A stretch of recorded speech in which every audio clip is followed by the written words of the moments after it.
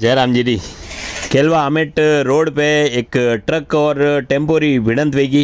मैं आपने बताऊं कि केलवा साइड हूँ एक टेम्पो आमेट साइड जा रहो हो और आमेट साइड हूँ एक ट्रक आई रहो हो और सामने हूँ ट्रक आपरी लाइन में ने चाल रहे हो और टेम्पो वाला ने हल्को सो स्टेयरिंग घूमियो वैसे के बनी ने थोड़ी झपकी लगी हुई है या और कई कारण रहो है, लेकिन टेम्पो जो है टेम्पो री गलती है कि टेम्पो है जो ट्रक को भीड़ गयो। गनीमत रही कि अणी मैंने ज़्यादा दोयारी स्पीड ज़्यादा तेज़ नहीं ही वनी कारण टेम्पो रे ज़्यादा नुकसान भी है, लेकिन कोई जनहानि नहीं भी है।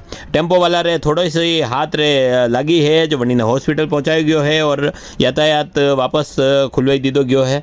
अटे या देख सको आप या टेम्पो रे काफ़ी नुकसान भी है। यह खबर लोकेश कुमार आपने लिए भेजी है।